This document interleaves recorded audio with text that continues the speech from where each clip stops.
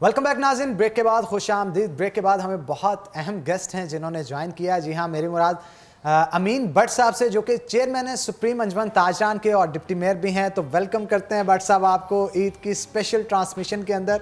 और उनके साथ साथ एक बहुत मारूफ हस्ती हमारे साथ हमारे शहर के मौजूद हैं, जनाब गुलाम मुस्तफ़ा कमाल साहब, जो कि जोनल सेल मैनेजर हैं बायो आमला के। तो जनाब आपको बहुत बहुत वेलकम करते हैं। और यहाँ पे बायो आमला से हटके भी इनका तारुफ है कि एक अच्छे और बड़े शायर अदीब भी हैं। और आज इनकी बुक की पब्लिकेशन भी जो है हमारे शो के अंदर पब्लिश भी करने जा रहे हैं। अब तो हम आपसे शायरी जो है वो लाजमी सुनने वाले हैं। शायरी सुनेंगे। तो भट्ट साहब की तरफ चलते हैं। पहले भट्ट साहब क्या कहेंगे, ईद का दिन कैसा गुजरा है? बिस्मिल्लाहिर्रहमानिर्रहीम। मैं सबसे पहले तो तमाम फैसलाबाद के और बल्कि पूरे पाकिस्तान के मुसलमानों को ईद मुबारक कहता हूँ। खैर मुबारक भट्ट साहब। और उसके साथ साथ जो कोरोना हमारे मुल्क में आजकल आया हुआ है, उसके अलावा भी जितनी बीमारियाँ उनसे हमें निजात हासिल हो। तो उसके बाद जो आप लोग हैं और जो 41 के मालकान हैं और जो अमला है, उनको भी मुबारकबाद पेश करता हूँ। उसके बाद आज पहले मैं मैडम से बात करने लगा था आपसे पहले कि आपने इतना ये अच्छा सूट पहना हुआ है कि उधर जब मैं बैठा था उधर गर्मी नहीं लग रही थी, जब इधर आया तो मुझे पसीने आने शुरू हो गए हैं।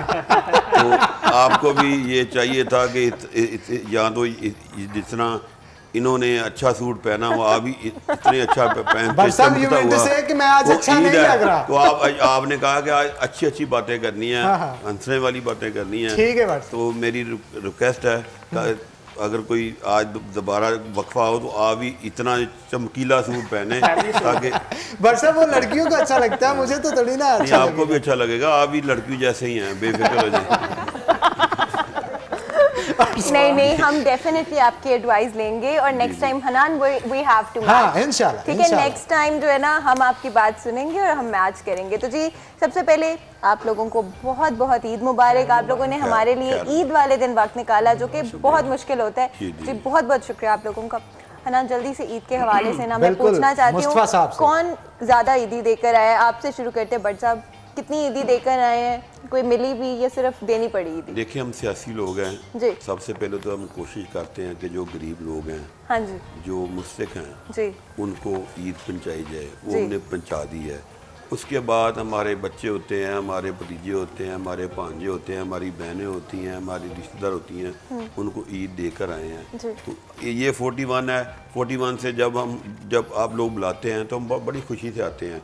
यहाँ पे आने के से हमारा ये होता है कि जिनको हम ईद मुबारक नहीं भी कहना होता है ना, इस प्रोग्राम आके तमाम लोगों को हम ईद मुबारक कह देते हैं। हमारा जो वक्त है ना वो बच जाता है।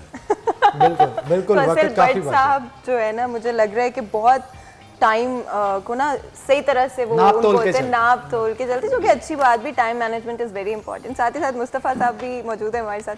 मैं पूछना चाहती हूँ आपसे, ईदी के हवाले से आपने ली किसी से ईदी या फिर आप बच्चों को ईदी देकर आए हैं, उस हवाले से बताइए। सबसे पहले तो मैं पूरे पाकिस्तान के लोगों को आपकी वसासत से सिटी 41 की ईद मुबारक कहता हूँ, स्पेशली फैसलाबाद के लोगों को और जितना भी स्टाफ है सिटी 41 का, इनको भी बहुत बहुत ईद मुबारक। हनान भाई आपको भी ईद मुबारक, मैम आपको भी स्पेशली ईद मुबारक।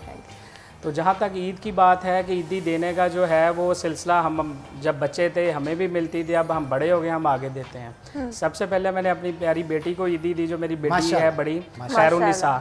सबसे पहले उसको ईदी दी, फिर छोटी बेटी को, फिर बेटे को डेफिनेट, उसके बाद फिर बहनों को, भाइयों को, छोटों को, सबको।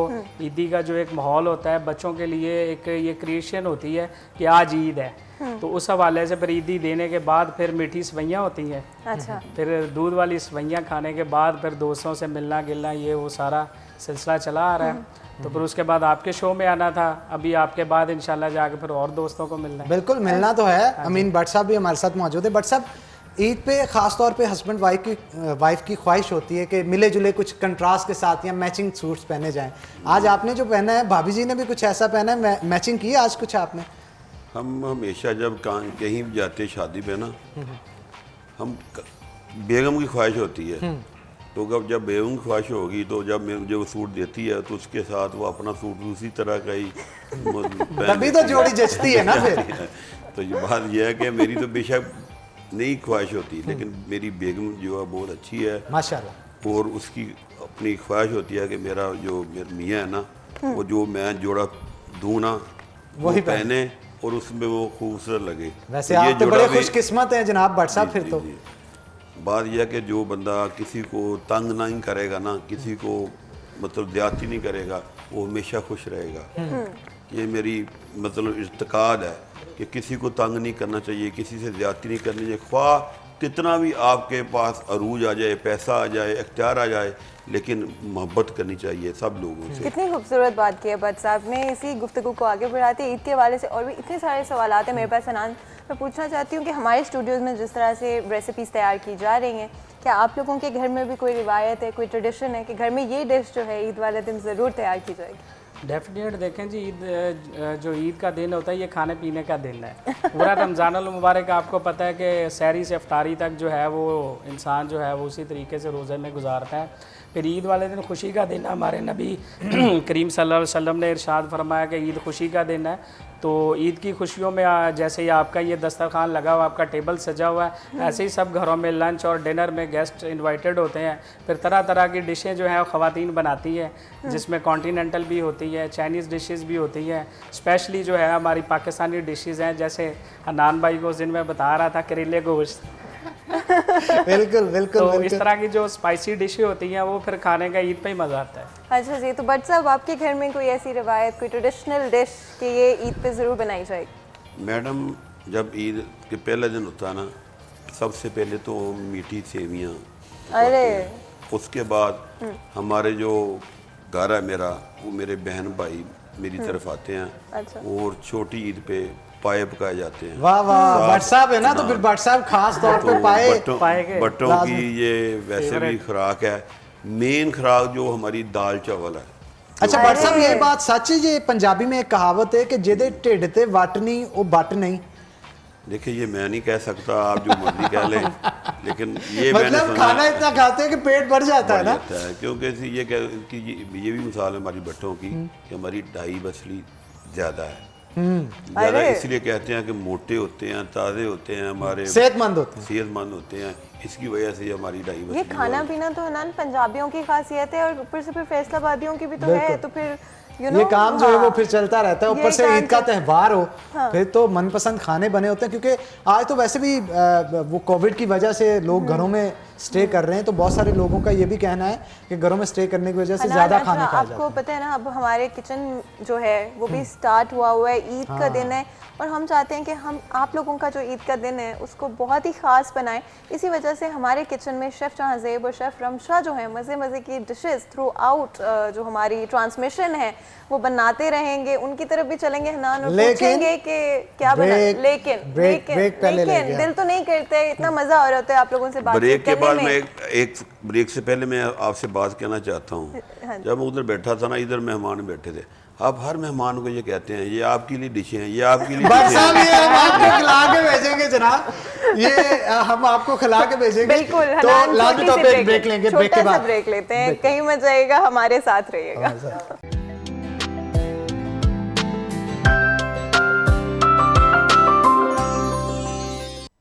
Welcome back. एक दफ़ा फिर आपको हमारी ईद की खसूसी ट्रांसमिशन में खुशामदीद कर देते हैं और ऑफ कोर्स हम लोग एक दफ़ा फिर से हमारे किचन की तरफ आ चुके हैं। हनान, ईद का दिन है, इस दिन पे तो ख़ास तौर पर खाने सबसे ज़्यादा ज़रूरी होते हैं। जैसे कि हमने आपसे पहले भी कहा था कि आप लोगों की आसानी के लिए, स्पेशली उन ख़वातीन की आसानी के लिए जिन्हें आज डिफरेंट रेसिपीज़ वो सोच रही हैं कि हम क्या बनाएं किचन के अंदर जिसमें हमें टाइम इतना ना देना पड़े और जो हमारी तैयारी है वो भी ख़राब ना हो। तो जी उसको आसान बनाने के लिए शेफ़ जहांज़ेब अमेजिंग सी रेसिपी हमारे किचन में तैयार करेंगे।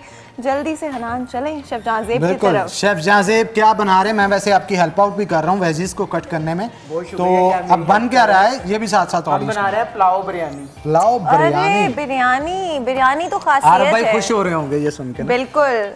और मेरे ख्याल है वैसे पता नहीं हम कराची की बिरयानी को बीट कर सकते हैं या नहीं कर सकते, लेकिन हम कोशिश कर रहे हैं। अब ये आरिफ सरी बाद में बताएंगे हाँ, वो कि उनसे उनको अच्छा ये टेस्टर कोई नहीं है। कराची की बिरयानी बेहतर है ये जो हमारे, और मैं गारंटी दे सकती हूँ आपको नाम क्या है, शेफ जहांजेब जो बिरयानी बना रहे हैं ना वो कराची की बिरयानी से बेहतर होगी। क्यों भाई ऐसे ही है शेफ नहीं, जान? मैं लेकिन एक बात यहाँ पे ऐड करूंगा, आरिफ सर से बचने के लिए ना आसान सा तरीका है कि मैंने बिरयानी को पुलाव बिरयानी कर दिया है, ताकि अगर वो कहना तुमने बिरयानी गलत बनाई तो मैं कहूँगा मैंने पुलाव बनाया।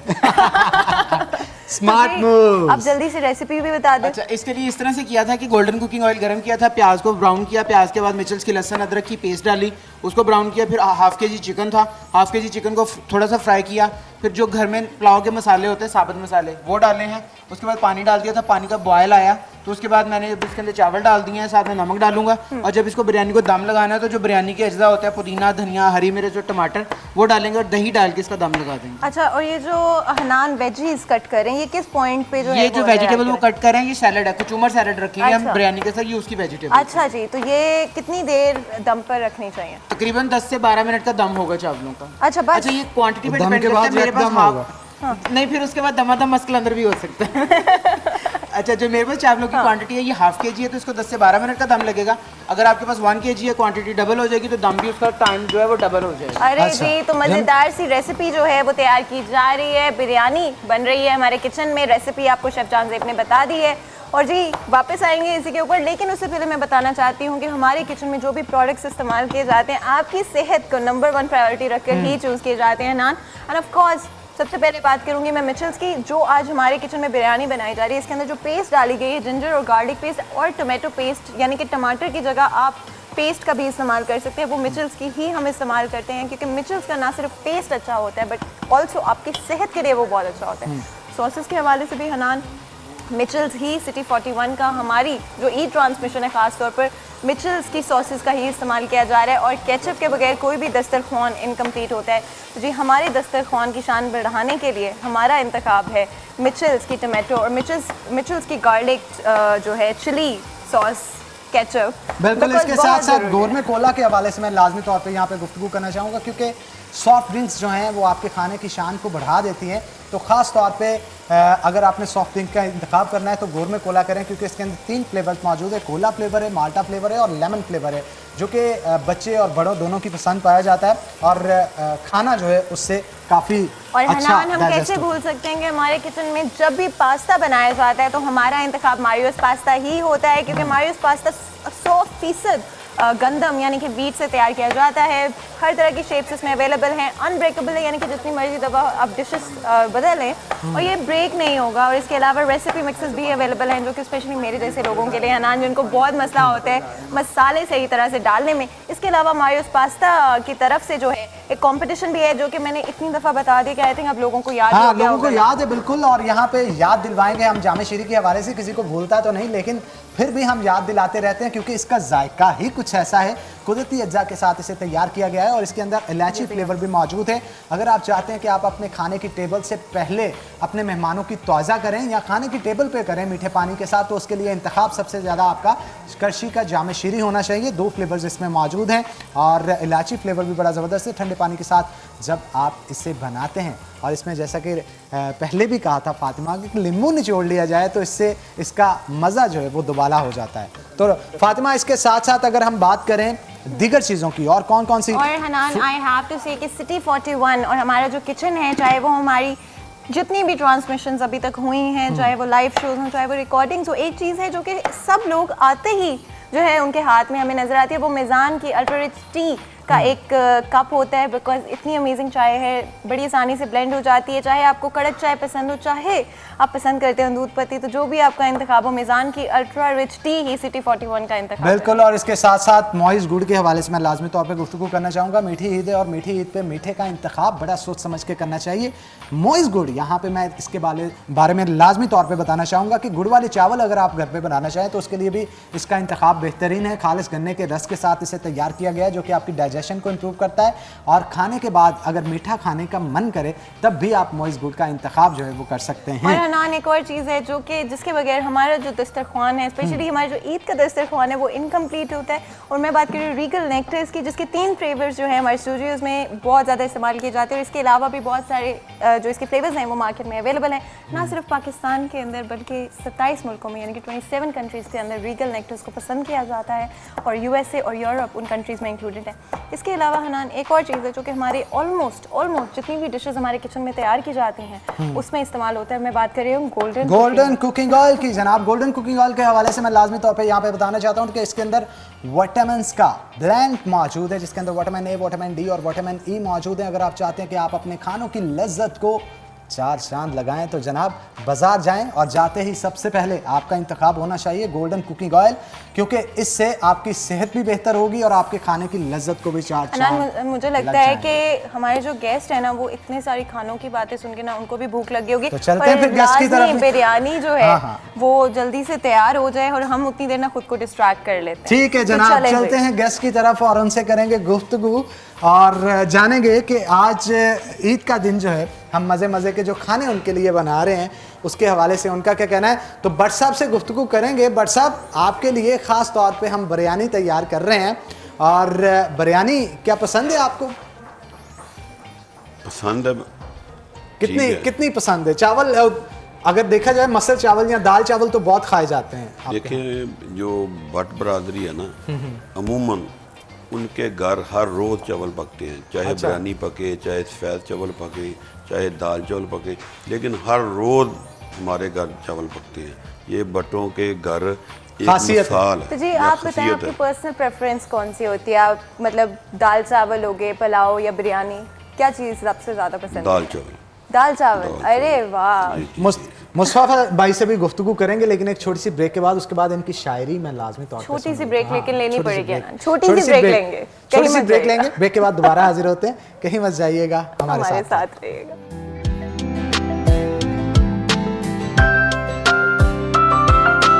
मैं रास्ता नहीं बदला, कभी रास्ता नहीं बदला, तो इसके पीछे क्या मिथ थी जो आपने इतना ज़बरदस्त नाम रखा? इसके पीछे वजह क्या थी?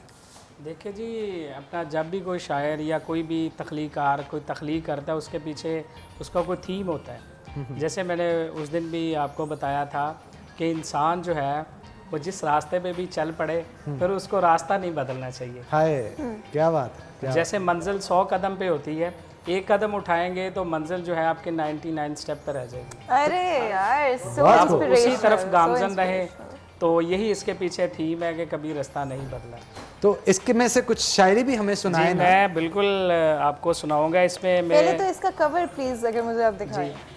बहुत ही इंटरेस्टिंग। इसमें ये जहाँ पे आप देखेंगे कि ये सहरा का जो है यहाँ पे एक कलर आपको नजर आएगा कि सुबह यहाँ से आए थे, अब वापस इसी रास्ते से उधर को जा रहे हैं, जिधर से आप सुबह आए और शाम को उसी रास्ते पे वापस जा रहे हैं। बहुत तो इसी तरह इंसान की ज़िंदगी है, जैसे आए हैं वैसे ही इंसान ने लौटना है, हर चीज़ ने असल की तरफ लौटना है। बेशक। तो इसमें मेरी जो है सबसे पहले मैं जो यहाँ पे सुनाना चाहूँगा वो बड़ा प्यारा मेरी हमद है। तो वो हमद चंद अशार मैं आपको सुनाऊँगा। हर एक नक्श तेरा लाजवाल है मौला, हर एक नक्श तेरा लाजवाल है मौला, कि जर्रा जर्रा तेरा ही कमाल है मौला। वाह वाह वाह वाह वाह वाह। हर एक जान में जान तेरे सदके से, सुभान अल्लाह। हर एक जान तेरे सदके से, ये सांस भी तेरे दम से बहाल है मौला। क्या बात है, क्या बात है। रहीम भी तेरी ज़ात है, तू ही जब्बार है, रहीम भी तेरी ज़ात है, तू ही जब्बार है, करम के हाले में तेरा जलाल है मौला। क्या बात है, क्या बात है, क्या बात है। तू पत्थरों में भी कीड़ों को रिस्क देता है। वाह वाह।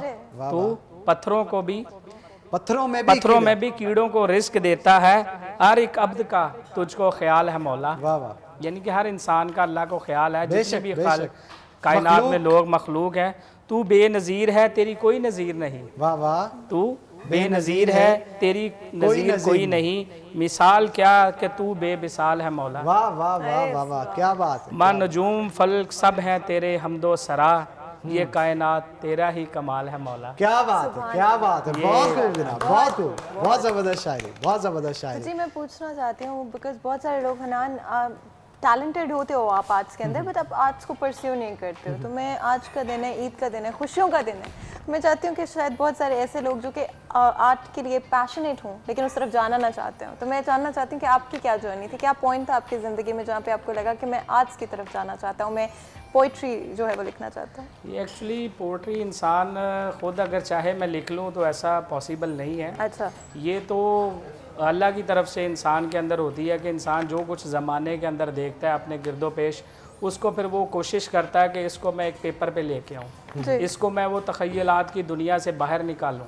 तो असल में पोइट्री ये होती है कि इंसान, अगर मैं आज कहीं गया हूँ तो मैंने देखा कि यहाँ पे ये माहौल चल रहा है, मैं शाम को मेरे जहन में वही बातें चल रही हैं, हाँ जी। तो मैं कलम पकड़ूंगा तो अल्लाह की तरफ से वो फिर चीज़ें बननी शुरू हो जाती हैं।